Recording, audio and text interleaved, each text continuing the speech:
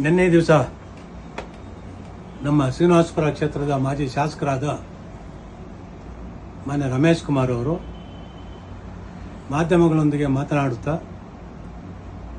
ಜಿನಗಲಕುಂಟೆ ಅರಣ್ಯ ವಲಯ ಬಸವಗುಡ್ಡೆ survey number 1 ಮತ್ತು 2ರ ಅರಣ್ಯ ಒತ್ತುವರಿ ವಿಚಾರಕ್ಕೆ ಸಂಬಂಧಿಸಿದಂಗೆ ಕೆ.ವಿ. ಶಿವಾರೆಡ್ಡಿ ಅವರು ಹೈಕೋರ್ಟ್ನಲ್ಲಿ ದಾಖಲಿಸಿದಂಥ ರಿಟ್ ಪಿಟಿಷನ್ ಅನ್ನು ವಜಾಗೊಳಿಸಿ ನನ್ನನ್ನು ದೋಷಮುಕ್ತರನ್ನಾಗಿ ಮಾಡಿದ್ದಾರೆ ಅಂತ ಹೇಳಿದರು. ಅದು ಸತ್ಯಕ್ಕೆ ದೂರವಾದದ್ದು. ಏಕೆಂತಂದರೆ ಸಾಯಂಕಾಲದಷ್ಟೊತ್ತಿಗೆ ನಿನ್ನೆ ನಡೆದಂಥ ನ್ಯಾಯಾಲಯದ ಪ್ರೊಸೀಡಿಂಗ್ಸ್ ಏನಿದೆ ಅದರ ವಿಡಿಯೋ ಕ್ಲಿಪ್ ಮಾಧ್ಯಮಗಳ ಮುಂದೆ, ಸಾರ್ವಜನಿಕ ವಲಯದಲ್ಲಿ, ಸೋಷಿಯಲ್ ಮೀಡಿಯಾದಲ್ಲಿ ಬಹಳಷ್ಟು ವ್ಯಾಪಕವಾಗಿ ಎಲ್ಲರಿಗೂ ಗೊತ್ತಾಗಿದೆ. ವಿಷಯ ಏನಂತ ಎಲ್ಲರಿಗೂ ಗೊತ್ತಾಗಿದೆ. ನಮ್ಮ ಸಂವಿಧಾನ ತಜ್ಞರಾದಂಥ ರಮೇಶ್ ಕುಮಾರ್ ಅವರು ಯಾವ ಕಾರಣಕ್ಕೆ ಹೈಕೋರ್ಟ್ನಲ್ಲಿ ನಡೆದಂಥ ವಿಚಾರವನ್ನು ತಿರುಗಿಸಿ ಅವರನ್ನು ದೋಷಮುಕ್ತರನ್ನಾಗಿ ಮಾಡಿದ್ದಾರೆ ಅಂತ ಹೇಳಿದ್ರು ಗೊತ್ತಿಲ್ಲ. ಈ ಥರ ಹೇಳೋದ್ರಿಂದ ಅವರ ಅರಣ್ಯ ಒತ್ತುವರಿ ಅಂತ ಹೇಳುವಂಥ ಜಮೀನು ಅವರಿಗೆ ಉಳಿಯುತ್ತೆ ಅಂತ ಹೇಳೋದಾದರೆ ಇದಕ್ಕಿಂತಲೂ ದಡ್ಡತನ ಇನ್ಯಾವುದೂ ಇರೋದಿಲ್ಲ.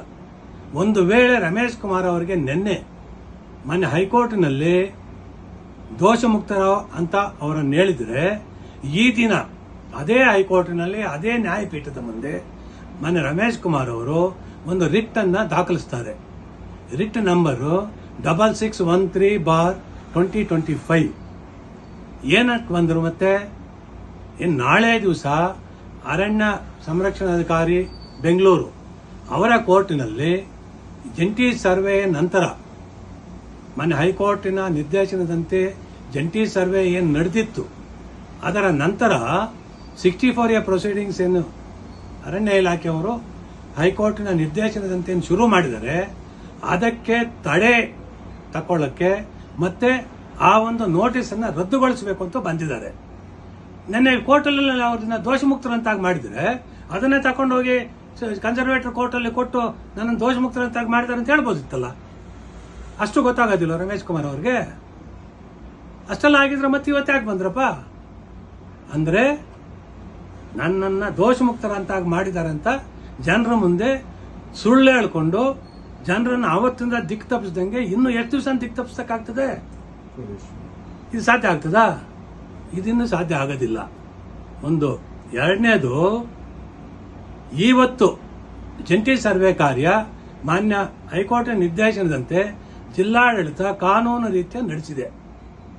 ಅರಣ್ಯ ಜಮೀನುಗಳ ಗಡಿಯನ್ನು ಗುರುತಿಸಿದೆ. ರಮೇಶ್ ಕುಮಾರ್ ಅವರು ನನ್ನದು, ನಾನು ಖರೀದಿಸಿರ್ತಕ್ಕಂಥ ಜಮೀನು ಅಂತ ಏನು ಹೇಳ್ತಾರೆ, ಅದು 60 ಎಕರೆ 23 ಗುಂಟೆ ಅರಣ್ಯ ಗಡಿ ಒಳಗಡೆ ಇದೆ. ಇದು ಅರಣ್ಯ ಒತ್ತುವರಿನಾ ಅಥವಾ ಇಲ್ವಾ ಅನ್ನೋದು ರಮೇಶ್ ಕುಮಾರ್ ಹೇಳಬೇಕು. ಅದು ಬಿಟ್ಟು ಏನು ಕೊಂಕಣ ಸುತ್ತಿ ದೇಶ ಮೆರೆದ ಅಂತ ಏನಕ್ಕಿದೆಲ್ಲ ಇದೆಷ್ಟು ದಿವಸ ನಡೀತದೆ? ಇದು ಸಾಧ್ಯ ಆಗೋದಿಲ್ಲ. ಆಮೇಲೆ ಚೌಡೇಶ್ವರಮ್ಮನ ದೇವಸ್ಥಾನದ ಹತ್ರ ಕೂತ್ಕೊಂಡು ಚೌಡೇಶ್ವರಮ್ಮನ ಆಣೆಗೂ ನನ್ನ ಜಮೀನು ನಾನು ಅರಣ್ಯ ಒತ್ತುವರಿ ಮಾಡಿಲ್ಲ ಅಂತ ಹೇಳೋದಾದ್ರೆ, ಅರಣ್ಯ ಗಡಿ ಒಳಗಡೆ ಇರ್ತಕ್ಕಂಥ ಜಮೀನು, ಅರಣ್ಯ ಜಮೀನುಗಳ ಗಡಿಯನ್ನು ಗುರುತಿಸಾದ್ಮೇಲೆ ಅದರೊಳಗಡೆ ಇರ್ತಕ್ಕಂಥ ಜಮೀನು ರಮೇಶ್ ಕುಮಾರ್ ಅವರು ನನ್ನದು ಅಂತ ಹೇಳೋದಾದ್ರೆ, ಇಲ್ಲ ಇವರು ಅರಣ್ಯಕ್ಕೆ ಅಧಿಪತಿ ಆಗಿರಬೇಕು, ಇಲ್ಲ ಒತ್ತುವರಿ ಆಗಬೇಕು. ಚೌಡೇಶ್ವರಂ ನಾಣೆಗೂ ಒತ್ತುವರಿ ಅಲ್ಲ ಅಂತಂದ್ರೆ ಇನ್ನು ಇದು ಯಾವ್ದಿದು? ಅರಣ್ಯ ಇವ್ರದ್ದು ಸ್ವಂತನಾ? ಸರಿಯಪ್ಪ, ನೀನು ಒತ್ತುವರಿ ಮಾಡಿಲ್ಲ. ನಿನ್ನ ತಾಲೂಕಲ್ಲಿ ನೀವು 2021 ಏಪ್ರಿಲಲ್ಲಿ 3180 ಎಕರೆ ರೈತರ ಜಮೀನುಗಳನ್ನು ಅರಣ್ಯ ಇಲಾಖೆಗೆ ಇಂಡಿಕರಣ ಆಯ್ತಲ್ಲ, ನೀವು ಶಾಸಕರಾಗಿದ್ದಾಗ ಅದು ಒತ್ತುವರಿ. ಹಂಗಾದ್ರೆ ನಿಮ್ಮದು ಮಾತ್ರ ಒತ್ತುವರಿ ಅಲ್ಲ, ಅವ್ರದ್ದೆಲ್ಲ ಒತ್ತುವರಿನಾ?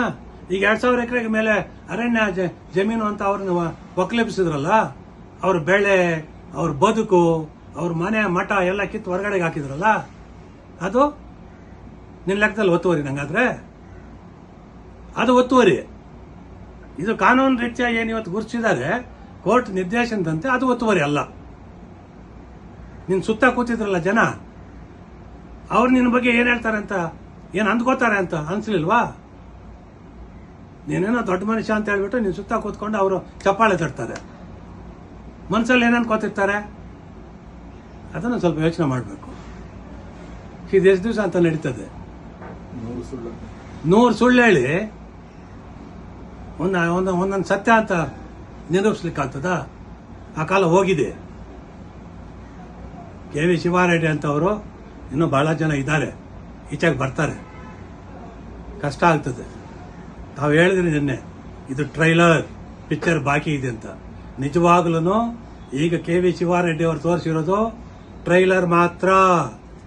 ಇನ್ನು ಅವರು ಮಿಕ್ಕಿದವರು ರಮೇಶ್ ಕುಮಾರ್ ಅವರ ಪಿಕ್ಚರು, ಆ ತಾಲೂಕಿಗೆ ಮಾಡಿರ್ತಕ್ಕಂಥ ಸೇವೆಗಳು ಬಹಳಷ್ಟು ಇದಾವೆ. ದೊಡ್ಡ ಪಿಕ್ಚರ್ಗಳು ಇನ್ನು ಬಹಳಷ್ಟು ಈಚೆಗೆ ಬರ್ತವೆ. ಎಲ್ಲರೂ ಕಾದಿದ್ದಾರೆ, ಅದಕ್ಕೋಸ್ಕರ ತೋರಿಸೋರು ರೆಡಿಯಾಗಿದ್ದಾರೆ. ಧನ್ಯವಾದಗಳು.